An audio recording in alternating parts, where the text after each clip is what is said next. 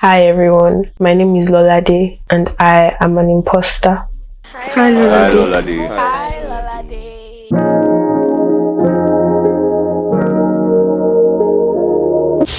Hi everyone, welcome back to my channel. If this is your first time seeing me on your screens, hi, my name is Lolade. So nice to have you here. And if you're a returning subscriber, thank you so much for coming back. I really appreciate it. So today I am made up and I have something to talk about. I've been wanting to talk about it for a while now, but I never actually get to it. But then I'll end up not filming it. Why? Because I'm a procrastinator. Let's be a procrastinator. Sometimes I feel like maybe, I don't know, I'm not sure what you expect from me. I can't predict your reaction to this type of content. It is my YouTube channel, but then you're the subscribers. So aside the fact that it has to be things I want to put out, it also has to be something that you would enjoy watching. Anyway, hi, welcome to my YouTube channel. Today I'm going to be serious. We're not joking here. We're not playing. I hope you enjoy it. I hope you watch it. I hope you learn something new. It's just something that everybody goes through at one point or the other. My friend Oba, he has been missing for about 2 months now. The last time anyone that knows him saw him was April 8th. And today is June 27th. Everyone is scared. We don't know what has happened. We don't know how he is. We don't know. It is scary. It is very scary. We still have hopes that we will find him. So please, if you have any information about his whereabouts, please let us know. I miss my friend. Help me find him. Help us find him. Thank you. So I have my notebook here. I have written stuff in it. Of course, obviously. Do you ever feel like you haven't earned your achievements, or you're just not good enough, or you have no idea what you're doing, and like when everybody finds out, it will be the end for you? Like, when they find out that I don't know what I'm doing, Katara will burst. Do you ever feel like that? Well, that feeling is called imposter syndrome. So what is imposter syndrome? So imposter syndrome is basically attributing all your achievements, all your accomplishments to other people, other things, maybe luck, favor, charm, every other thing except yourself. Like, imagine you're a sprinter or something and you are running 100 meters race, and like you feel like, okay, I know how to run, I'm fast, I can do this, but then every other person so can do it. That's why they're in the race with you. Maybe you're even competing with somebody you really admire, someone you look up to, and the race starts and you're the first person to get to the finish line, and you're like, whoa, okay, you won. There's no, like, it's very clear that you won. But then when people ask you, you're like, yes, you won, but then you're sure that it's because this person's leg was paining them, or because they started off badly, or because like it's just luck, like normally you would not have been able to do that. You give praise to every other thing except yourself. You do not openly accept that I did that shit, I wasn't that did it. You rather say, oh, it's because this one helped me, or this person did that. It's fine to give everybody their flowers, but then you did that shit. So why are you not accepting that you did that shit? Anyway, the first time that anybody ever studied imposter syndrome, well, that time it was called imposter phenomenon, was in 1978. It was a psychologist called Pauline Rose Clant. She was the first person to study human behavior that kind of led to imposter syndrome. Imposter syndrome has like multiple names. People call it imposter phenomenon, imposter experience. It's kind of like lack of confidence in yourself, in your skills. Like you are really good at something, but you still feel like, I'm good, but I'm not that good. Everybody thinks I am that good, and then I'm just this good. So one day, everybody will find out that I'm not even this good. I am like way below their standard, what they think. It's really common everybody has gone through it. Everybody experiences it, I believe. If you've not experienced it, please tell me and let me know. But I think everybody experiences it at some point or the other. Sometimes it's really like peak, and then sometimes it's just, okay, something you shrug off. Don't worry, Sha. It's not a disease. It's not something that can kill you. I don't think something that can kill you. It's not something to be afraid of. It's mostly built up on fear of disappointing other people, or being caught that you're not with the shit. And something that is common with people that have imposter syndrome is that they sometimes don't know how to take criticism. Someone that has imposter syndrome will not willingly ask you about their performance. If they do, they're just asking. Like, they're not sure they want to know. Like, deep down, they're like, if I ask, what if they tell me that I'm not good enough, true? Or what if they're just lying to me? You can tell me the truth, and the truth can be that I am great at something, but I'll still question myself. Am I really that? Like, really? So it's not like you have imposter syndrome and it affects every aspect of your life. It may not. So some people, it may affect every aspect of their life. They're literally afraid to do useless things. But then for some people, it's just a certain skill set, certain areas of their lives. Like, let me take my makeup now, for example. When I'm doing makeup for myself, I feel like, okay, I'm good, I'm fine. Like, I can do it. But then when somebody is watching me, like somebody is literally in the same room as me and they're watching me do the makeup, I might start fidgeting. It's now even worse when someone comes to me to do their makeup. So that's why I don't even like doing makeup for people. I prefer to do it for myself and maybe my friends if they ask me. Like, I don't mind doing it for them. But then even when I'm doing it for them, it's still scary because like, what if I go and do nonsense? What if they come out looking like witches? So it's not like I don't know what I'm doing. I know that I know how to do it. I know what I am doing. But the fear of me not living up to the expectations that they have, but that I have set for myself, is what makes me feel like an imposter. So the thing is, sometimes it's not bad. You know, when you talk about your feelings, sometimes you tend to feel better. Even if like it is a problem and then you don't have any solution to it. Maybe the person you're even speaking to doesn't have like the littlest clue on how to help you. Just speaking to them and hearing them share their own experience, or just seeing them like, okay, this person is paying attention to what I'm saying, even if they don't relate to you or to your experience, it kind of makes you feel better. At least for me, Sha. So it's the same thing with imposter syndrome, because it's really just a feeling. It's not tangible. I just want to like say that most of the information I know about it, I don't want to read any long paragraph, any long reports. So what I did was I went on YouTube and I typed imposter syndrome. Actually, I searched Google for it and a lot of videos came up. Not a lot, but a couple of videos came up and they were mostly TEDx videos. So I was like, okay. Let me watch these videos. So I kept watching and watching. I know I watched like Elizabeth Cox, Louise Curtis, Peter Shepard, Catherine Harmon, I'll put that name there. A couple of other guys. I didn't put their names. And then I think the very first time that I heard someone say imposter syndrome and like I knew what it was, there's this podcast I listened to, Better Me Daily. It's by Asma Mohammed. Asma was my schoolmate in secondary school. Hi Asma. It was like, I think last year. But then that was the first time I heard like someone talk about imposter syndrome. Before I now went on to check for myself and like, okay, so this is what this feeling is called. I'll put the link to her podcast in the description. So if you want to check it out, you are free to check it out.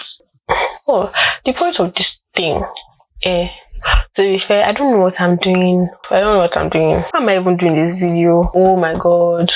You to be scared. I feel like.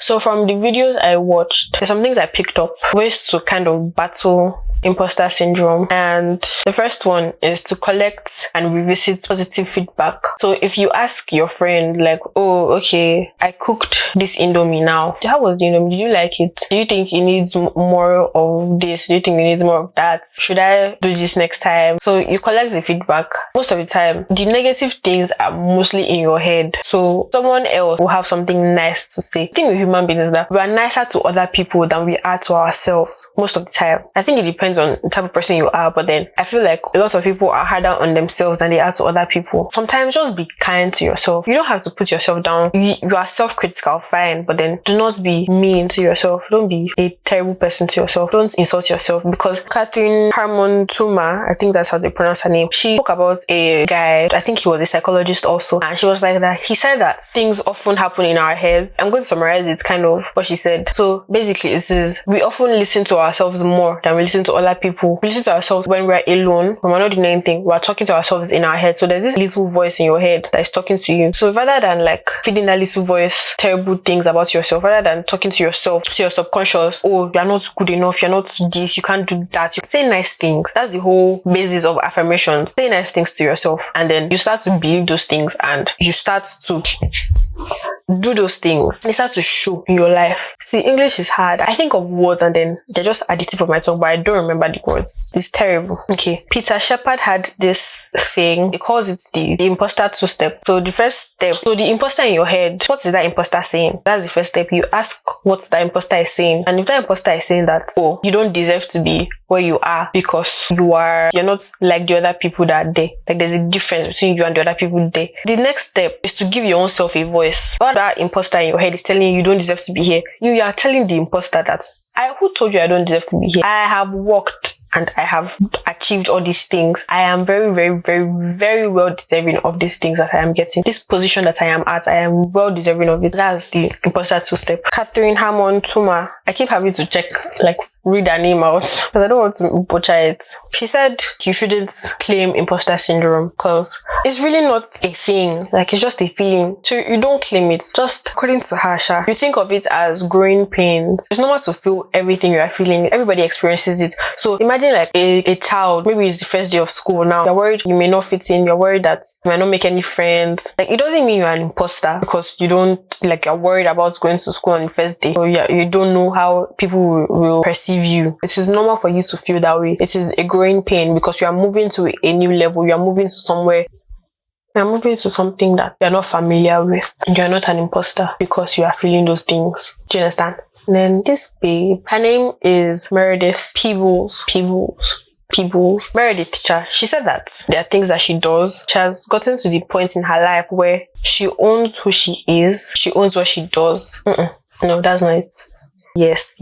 She owns how she looks. She owns what she does. And she owns what she wants. So those 3 things. She owns her looks as well. She can change how she looks, obviously. Accept that it's not bad that your hair is short. It's not a terrible thing that your hair is short. Your hair is just short. Nobody should be able to make you feel bad because your hair is short.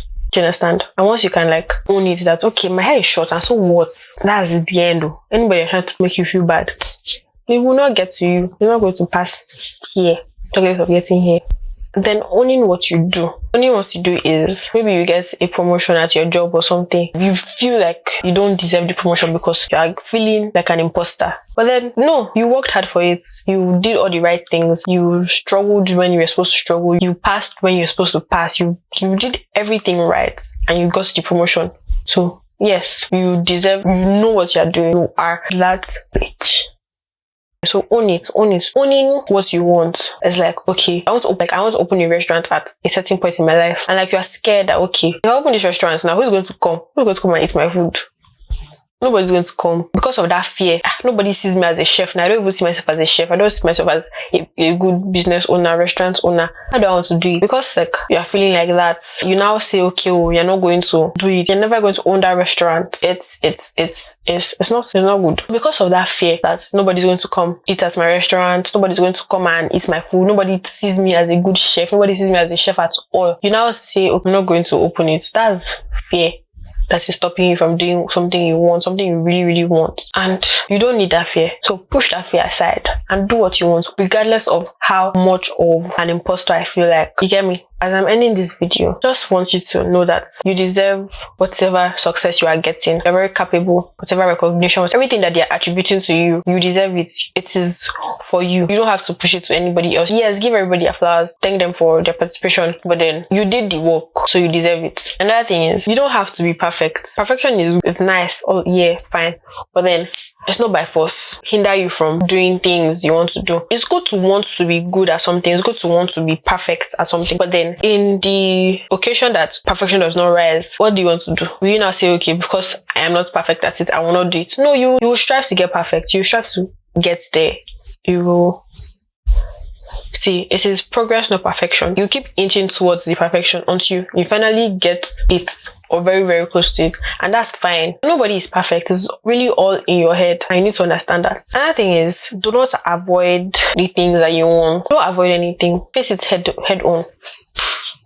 Enjoy the process of getting to where you want to get to. Look at it as, okay, I am learning to do this. I'm learning to do that. I'm learning to be the best version of whatever I want so that I can openly accept whatever accolades I am getting. You understand? So enjoy that trip, enjoy that journey there. You should also look at it that everybody that has achieved a very, very high level of success has also at one point in their life felt like an imposter, like they don't belong where they are. So and in fact, the higher you go, the higher you climb, even though you know your shit, you still feel like, am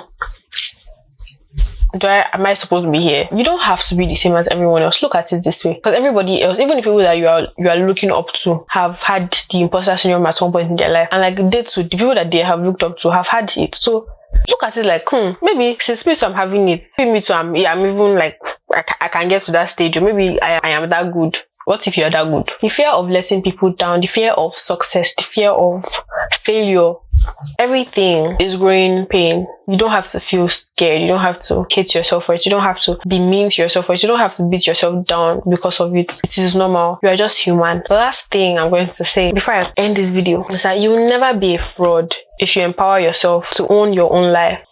Yeah. Thank you guys for watching this video. Let me hear what you have to say in the comments. This video is kind of serious. That I don't know. Thank you so much for watching this video. Thank you so much for sticking to the end.